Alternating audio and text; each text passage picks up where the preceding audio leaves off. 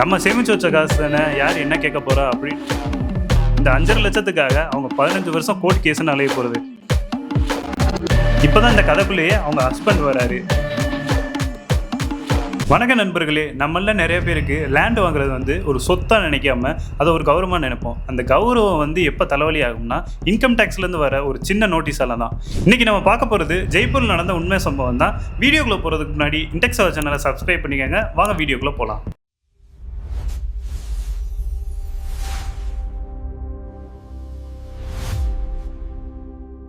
ஜெய்ப்பூரில் ஒரு லேடி 5.5 லட்சம் மதிப்புள்ள அக்ரிகல்ச்சர் லேண்ட் வாங்குறாங்க. நம்ம சேமிச்சு வச்ச காசு தானே, யார் என்ன கேட்க போகிறா அப்படின்னு அவங்க இருக்கும்போது தான் இன்கம் டேக்ஸ் நோட்டீஸ் பண்ணி உங்ககிட்ட அந்த 5.5 லட்சம் எப்படி வந்துச்சு, அதுக்கு நீங்கள் டேக்ஸ் பே பண்ணிக்கலாம் கேட்டாங்க. இப்போ தான் கதையை ஆரம்பிக்க போது. அந்த லேடிக்கு அப்போ தெரியாது இந்த 5.5 லட்சத்துக்காக அவங்க 15 வருஷம் கோர்ட் கேஸ்ன்னு அலைய போகிறது. இப்போ அந்த ஐடி ஆஃபீஸர் முன்னாடி அந்த லேடி நிற்கிறாங்க. அங்கே தான் அவங்களுக்கு ஒரு பெரிய சாக்கு. அங்கே அந்த லேடி என்ன சொல்கிறாங்கன்னா, சார் நான் ஆடு மாடு வளர்த்தேன், விவசாயம் பண்ணேன், அதில் சின்ன சின்ன காசை வச்சு தான் நான் இதை வாங்கினேன் அப்படின்னு சொல்கிறாங்க.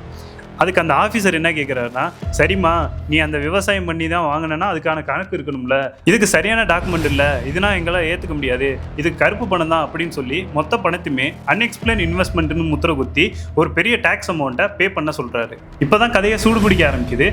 அந்த லேடி இதை எதிர்த்து மேல்முறையீடு போகிறாங்க. அங்கே போய் அப்படியே பேட்டை மாற்றுறாங்க. சார் இது உண்மையிலே என் ஹஸ்பண்ட் கிஃப்டாக கொடுத்த பணம் அப்படின்னு அவங்க சொல்ல. இப்போ தான் இந்த கதைக்குள்ளேயே அவங்க ஹஸ்பண்ட் வராரு. அவர் என்ன சொல்கிறாருன்னா, ஆமாம் சார் நான் என் பரம்பரை சொத்தை விற்று தான் நான் என் ஒய்ஃபுக்கு 5.5 லட்சம் கொடுத்தேன் அப்படின்னு ஆதாரத்தை காட்டுறாரு. இங்கே தான் ஒரு லாஜிக் ஓட்டையவே அந்த ஆஃபீஸர் கண்டுபிடிக்கிறாரு. சொத்து விற்றதும் உண்மை தான், பேங்க்லேருந்து காசு எடுத்தது உண்மை தான். ஆனால் அந்த பணத்தை பேங்க்லேருந்து எடுத்து 16 மாதம் ஆச்சு. ஐடி ஆஃபீஸர் கேட்குறாரு, 16 மாதமாக நீங்கள் அந்த அமௌண்ட்டை எடுத்து பீரோவிலேயே வச்சுருந்தீங்களா? இன்னைக்கு இருக்கிற காலத்தில் பேங்க்கில் போட்டால் வட்டியாவது வரும், 16 மாதமாக வீட்லேயே வச்சிருக்கேன்னு சொல்கிறது எங்களால் நம்ப முடியல அப்படின்னு அந்த ஆஃபீஸர் இந்த வாதத்தை தள்ளுபடி பண்ணுறாங்க. இந்த கேஸ் கடைசியாக ஜெய்ப்பூரில் இருக்க ஐடிஏடி, அதாவது இன்கம் டேக்ஸ் அப்லேட் ட்ரிபுனல் ஜட்ஜ் முன்னாடி வருது.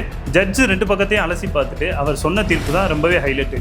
ஜட்ஜு என்ன சொன்னார்னா, அந்த லேடியை பார்த்து நீங்கள் டாக்குமெண்ட்டை சரியாக மெயின்டைன் பண்ணலை, ஆளுக்கு ஒரு கதையை மாற்றி மாற்றி சொல்கிறீங்க, இது உங்கள் மேலே ரொம்பவே சந்தேகத்தை உருவாக்குது அப்படின்னு சொல்கிறாரு. அந்த ஏஓ ஆஃபீஸரை பார்த்து ஜட்ஜு என்ன சொல்கிறாருன்னா, இந்த அம்மா சொல்கிறது பொய்ன்னு நீங்கள் எதை வச்சு நிரூபிக்கிறீங்க? 16 மாதமாக காசு வச்சிருக்க கூடாதா? அவங்க ஹஸ்பண்ட் சொத்து விற்றது உண்மை தானே, அவர்கிட்ட இருந்து பணம் வாங்கினது உண்மை தானே, அப்படி இருக்கும்போது முழுசாக விசாரிக்காமல் இதை கருப்பு பணம்னு எப்படி முடிவு பண்ணீங்க அப்படின்னு கேட்குறாரு.